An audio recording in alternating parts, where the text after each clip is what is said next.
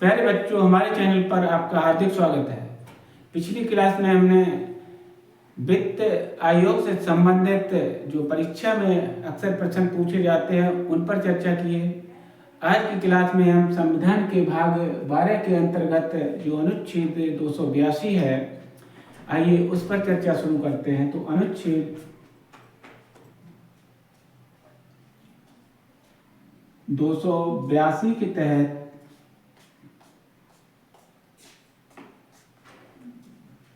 विवेकाधीन अनुदान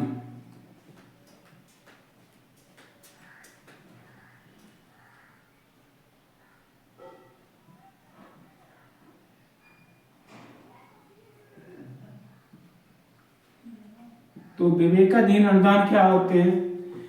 जो संघ तथा राज्य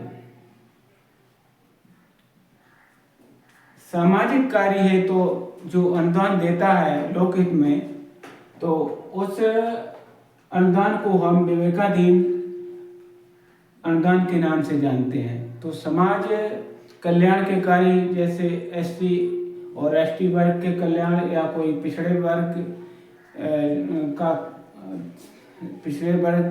के कल्याण से संबंधित कार्य हो और जो गैर योजनागत हो, उस हेतु संघ और राज्य सरकारें हैं जो अनुदान दे सकती हैं, और वो अनुदान जो है विवेकाधीन अनुदान के अंतर्गत आएगा। तो अब बात करते हैं अनुच्छेद 283 की। अनुच्छेद 283 के अंतर्गत जो संचित निधियां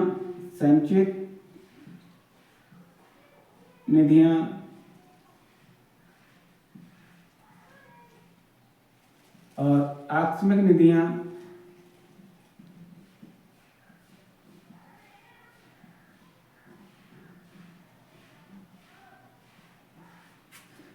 तथा लोक लेखाएं जमा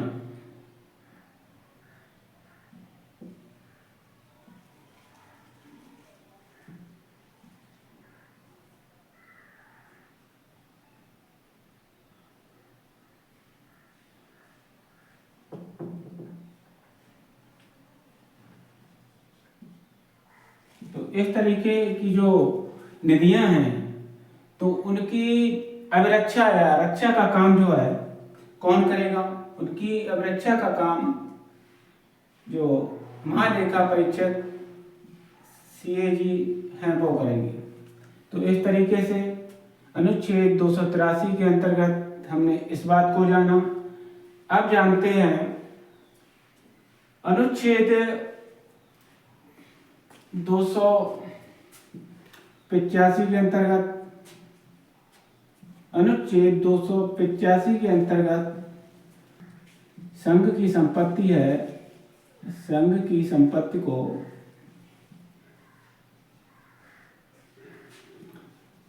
राज्य करों से छूट या मुक्ति।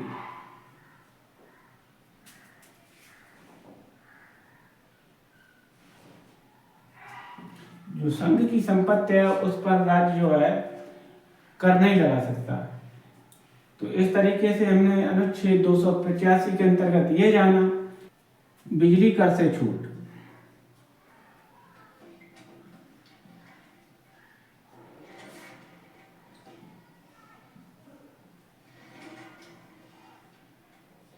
तो अनुच्छेद 287 के तहत जो है संघ को बिजली कर से छूट है। अगर संघ कोई कार्य करता है, जैसे रेलवे ट्रैक निर्माण और रेलवे के संचालन हेतु जो उसे बिजली की आवश्यकता पड़ती है, तो इस बिजली के उपयोग में किसी भी प्रकार का जो है राज्य कर नहीं लगा सकता। राज्य द्वारा किसी भी प्रकार का कर नहीं लगा सकता। तो इस बात को हमने अनुच्छेद 287 के तहत जाना। अब बात करते हैं अनुच्छेद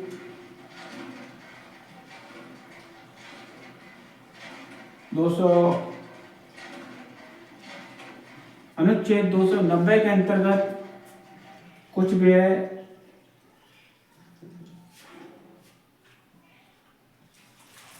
और पेंशन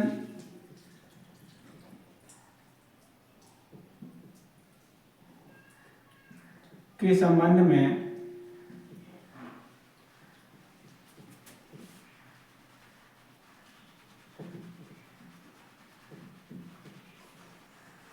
समायोजन।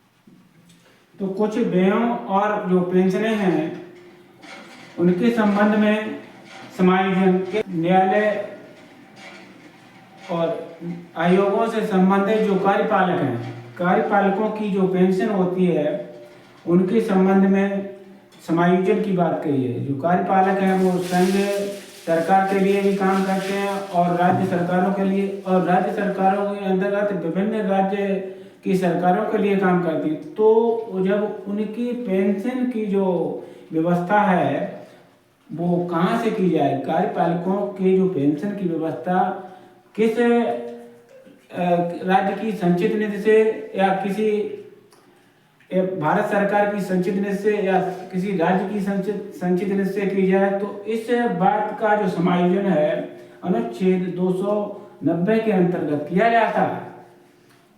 अब बात करते हैं अनुच्छेद 290 का की। तो अनुच्छेद 290 का के तहत है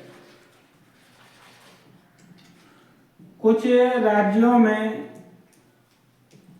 देवस्वम हेतु जो है वार्षिक आर्थिक सहायता देने का प्रावधान है।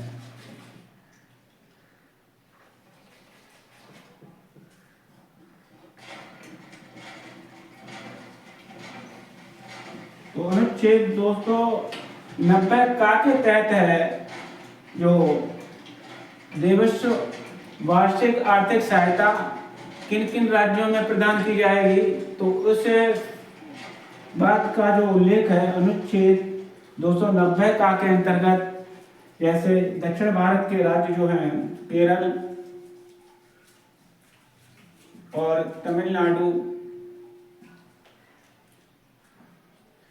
आदि राज्यों को देवस्वम हो तो जो धनराशि उपलब्ध कराई जाती है, और वह धनराशि जो है कहाँ से कराई जाती है, तो वह धनराशि जो है भारत की संचित निधि से। तो ये जो फंड है कंसोलिडेशन फंड से दिया जाता है। इस तरीके से हमने इन अनुच्छेदों के अंतर्गत जो महत्वपूर्ण तथ्य थे उनको जाना। अब आइए जानते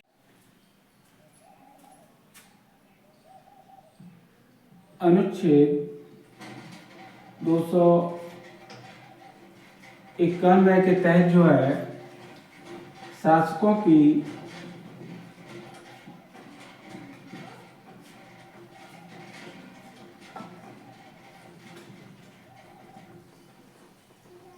निजी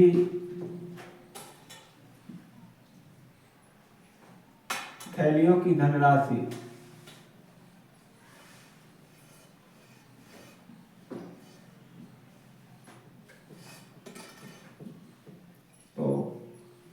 अनुच्छेद 291 में शासकों की निजी थैलियों की राशि प्रावधानित थी, जिसे संविधान के 26वें संविधान संशोधन द्वारा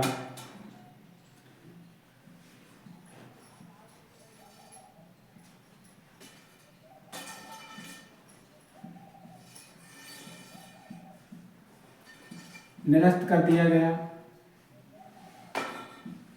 तो यहाँ पर सवाल आपका बन जाता है, मुख्य सवाल है यहाँ पर, वेरी वेरी इंपॉर्टेंट सवाल है ये, जो शासकों की निजी थैलियों को कब समाप्त किया गया, जो प्रीवी पर्स को कब समाप्त किया गया और किस अनुच्छेद द्वारा समाप्त किया गया। यहाँ पर दो सवाल बन जाते हैं, तो इसको याद रखेंगे। 26वें संविधान के 26वें संशोधन द्वारा जो शासकों की निजी थैलियों पर रोक लगा दी गई, उसको निरस्त कर दिया गया। और ये जो 26वां संविधान संशोधन है वो कब हुआ? तो 26वां संविधान संशोधन है 1971 में हुआ। तो कहने का मतलब है 1971 में 26वें संविधान संशोधन द्वारा प्रीवी पर्स को निरस्त कर दिया गया। तो हमने ये भी बहुत महत्वपूर्ण क्वेश्चन है, इसको याद रखना है आपको।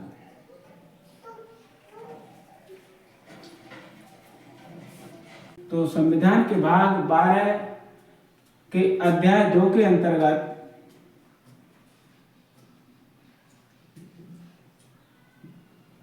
जो उधार शक्ति है, उधार लेने की शक्ति,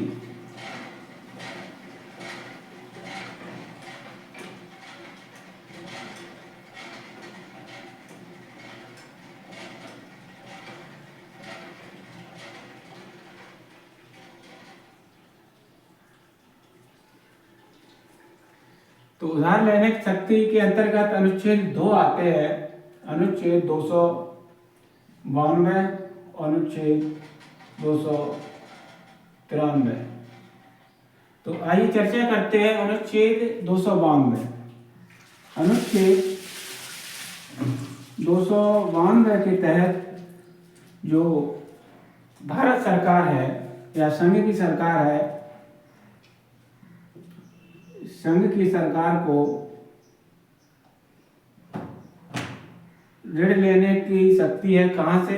आंतरिक ऋण, देश के अंदर से भी ऋण ले सकती है और विदेशों से या अंतर्राष्ट्रीय संस्थाओं से जो है केंद्र की सरकार ऋण ले सकती है।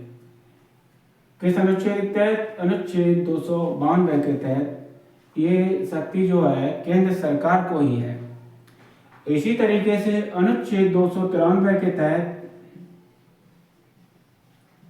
जो राज्य की सरकारें हैं वो अपने कार्यों को पूरा करने के लिए संघ की सरकार से ऋण ले सकती हैं।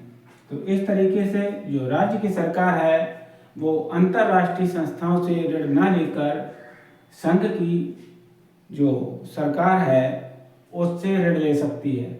इस तरीके से जो शक्तियां हैं वो संघ की अधिक हैं, क्योंकि वो देश के अंदर से भी और अंतर्राष्ट्रीय संस्थाओं से भी ऋण ले सकती है, परंतु जो राज्य सरकारें हैं वो केवल संघ सरकार से ही ऋण ले सकती हैं। अब जो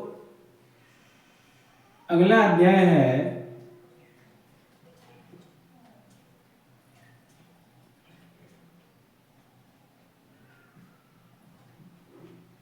अध्याय 3।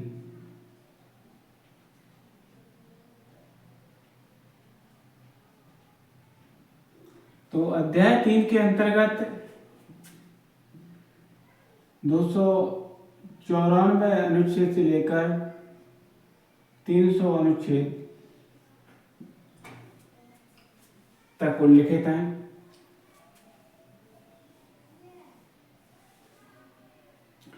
तो प्रमुख अनुच्छेद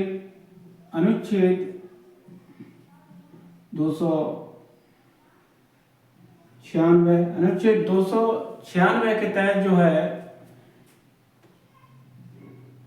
राजगामी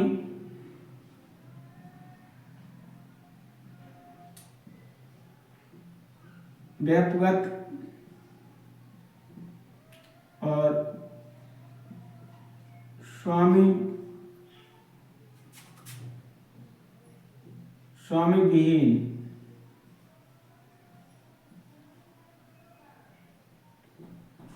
जो संपत्तियां हैं उन पर किसका अधिकार होगा, तो इस बात की चर्चा की गई है। तो राजगामी जो है, तो राजगामी के अंतर्गत क्या है? राजगामी संपत्ति ऐसी संपत्ति होती है जिसका कोई वारिश नहीं होता है। तो जिसका कोई वारिश नहीं होता है और उसके जिसका जिस पर अधिकार होता है, तो उसके द्वारा उस संपत्ति का किसी के लिए वसीयत भी ना किया गया हो, तो इस तरीके से ना तो उस संपत्ति की जो उसका मालिक है उसके द्वारा ना तो वसीयत की गई हो और ना ही उसका कोई उत्तराधिकारी हो, तो इस तरीके की जो संपत्ति है वो राज्य की हो जाएगी। राज्य से आशय संघ या संबंधित राज्य की हो जाएगी।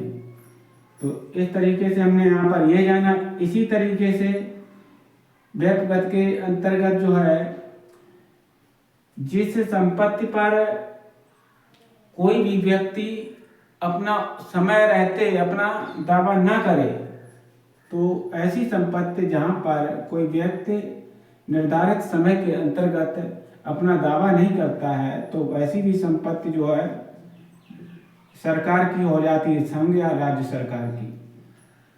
तो यहाँ पर हमने इस बात को समझा। इसी तरीके से स्वामी विहीन से आशय जिस संपत्ति का कोई भी मालिक नहीं होता है, तो वो भी संपत्ति है संघ या राज्य सरकार की हो जाती है। तो इस तरीके से संविधान के अनुच्छेद 296 के अंतर्गत जो मुख्य शब्द 3 हैं, राजगामी, व्यक्तिगत और स्वामी विहीन संपत्तियों के बारे में जान लेना ही पर्याप्त है। अब बात करते हैं अनुच्छेद 297 की। अनुच्छेद 297 के तहत जो है, जो राज्य के जो सीमा के अंतर्गत क्षेत्रीय सागर हैं,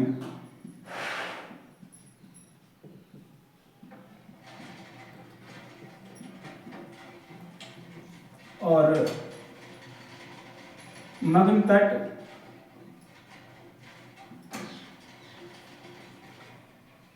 मग्न जो तट होते हैं, महाद्वीपीय मग्न तट और अन्य सागर, इस तरीके से ये जो क्षेत्र आता है, तो उस क्षेत्र पर जो है संघ का अधिकार होता है।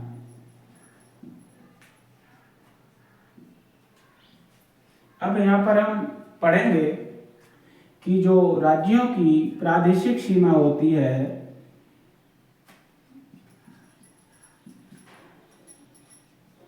वह 12 समुद्री मील के बराबर होती है। इसी तरीके से जो राज्यों की संलग्न सीमा होती है, वह 24 समुद्री मील होती है। जो समुद्री मील की माप होती है, उस माप के हिसाब से ये होती है। अब जो अन्य सागर होती है, अन्य सागर जो है उसकी जो सीमा है वो 200 समुद्री मील। कहाँ से? ये जो है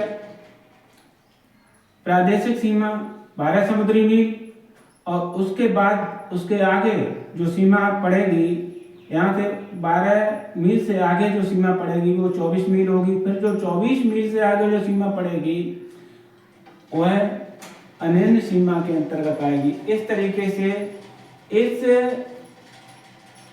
समस्त सीमा के अंतर्गत आने वाला समुद्री भूभाग वो है, उस पर संघ का अधिकार होगा। तो यहाँ पर हमने इस बात को समझा। तो अब इस पर अधिकार होगा, इससे अधिकार से आशय ये है कि उसके अंदर जो भी खनिज संपदा निकलेगी वो भी संघ सरकार की ही होगी। तो इस तरीके से हमने अनुच्छेद 297 के तहत इस बात को समझा। अब आइए बात करते हैं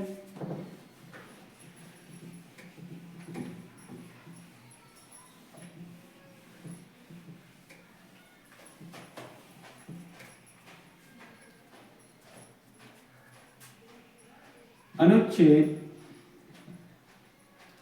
298 की।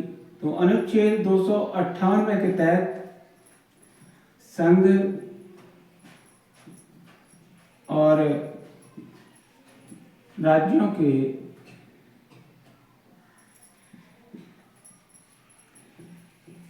व्यापार की शक्ति की बात कही गई है।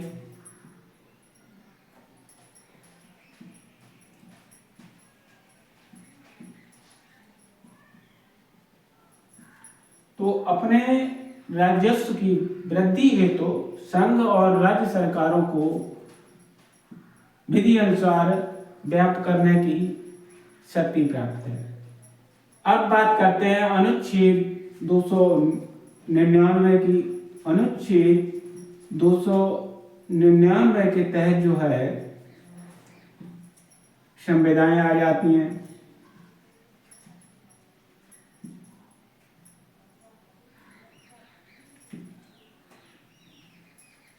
तो ये जो संविधाएं हैं कार्यपालिका द्वारा दिए गए कार्य उनको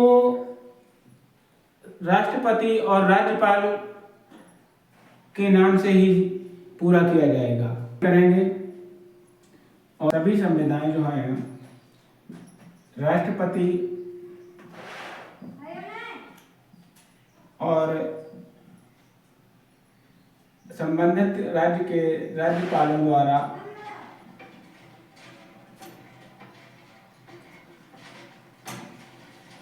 निर्दिष्ट की जाएंगी। और इसके लिए जो जिम्मेदार है वो सरकार, संघ की सरकार या राज्य की सरकार होगी, ना कि राष्ट्रपति और ना राज्यपाल और उनके द्वारा जो निर्दिष्ट प्राधिकारी। तो अनुच्छेद 300 के तहत वाद तथा कार्यवाहियां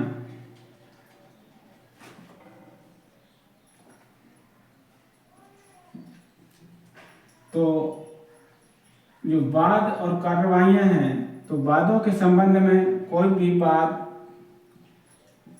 भारत सरकार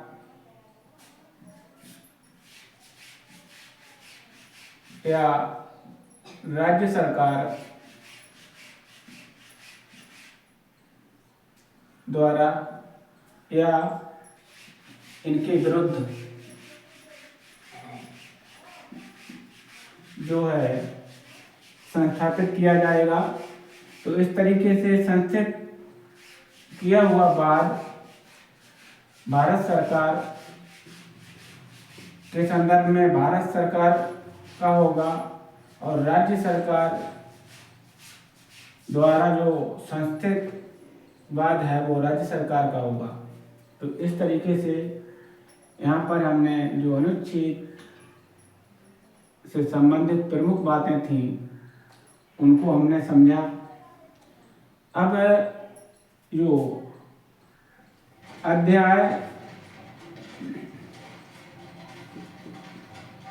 4 जो संविधान संशोधन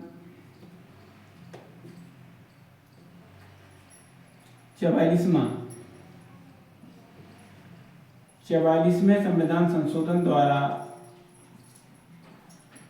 1978 में जो 44वां संविधान संशोधन हुआ उसके तहत संविधान के भाग 12 में अध्याय 4 जोड़ा गया और इसका शीर्षक जो है संपत्ति का अधिकार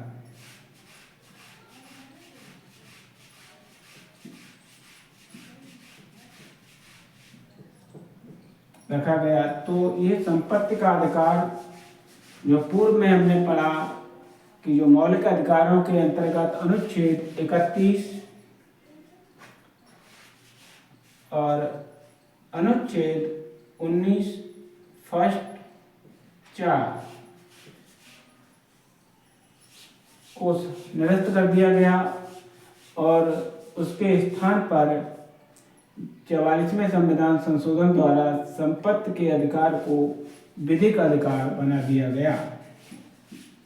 तो वर्तमान में संपत्ति का अधिकार एक विधिक अधिकार या शाब्दिक अधिकार के रूप में प्रतिस्थापित है। तो यहाँ पर हमने जो केंद्र राज्य वित्तीय संबंधों से संबंधित जो प्रमुख तथ्य और उनसे संबंधित परीक्षा में जो अक्सर प्रश्न पूछे जाते हैं उनको समझा। तो आज की क्लास जो है वो हम यहीं पर समाप्त करते हैं। अगर हमारा वीडियो आपको अच्छा लगे तो हमारे चैनल को सब्सक्राइब करना और अपने दोस्तों के साथ शेयर करना। जय हिंद, जय भारत।